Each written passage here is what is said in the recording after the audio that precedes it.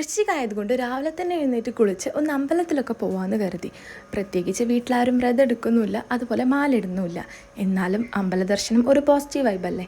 പണ്ടൊക്കെ കണ്ണേട്ടൻ സ്ഥിരം അമ്പലത്തിൽ പോകുന്ന ആളാണ്. ഇപ്പം ഭയങ്കര മടിയനായതുകൊണ്ട് ഞാൻ നിർബന്ധിച്ചിട്ടാണ് ഇത് കൂട്ടിക്കൊണ്ടുവന്നത്. ഇച്ചോ അതുപോലെ രാവിലെ എഴുന്നേറ്റ് കുളിക്കാൻ ചെറിയൊരു മടിയുള്ള ആളാണ്. അതുകൊണ്ട് തന്നെ അമ്പലത്തിൽ പോക്ക് എപ്പോഴൊന്നും നടക്കാറില്ല. ഞങ്ങൾ ആദ്യം പോയത് ദേവീക്ഷേത്രത്തിലാണ്. പിന്നെ ഞാനും കുക്കും മാത്രമായിട്ട് കണ്ണഞ്ചേരി അമ്പലത്തിലും പോയി.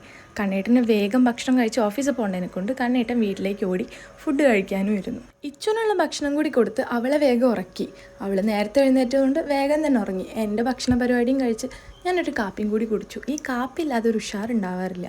പിന്നെ അതാ മീൻ നന്നാക്കാണ്ട്. ഇന്ന് നമ്മളിവിടെ ഫുൾ വെജാണ്. എന്നാലും ഈ മീൻ കട്ട് ചെയ്താൽ നാളെ എളുപ്പത്തിൽ കറി വെക്കാം. ഓരോ ദിവസം ഇച്ചുന് ഓരോ പണിയെടുക്കണം, അല്ലെങ്കിൽ ഒരു സമാധാനം കിട്ടില്ല. ഇന്ന് വൈകുന്നേരം ചെയ്തു വെച്ച പണി ഇതാട്ടോ.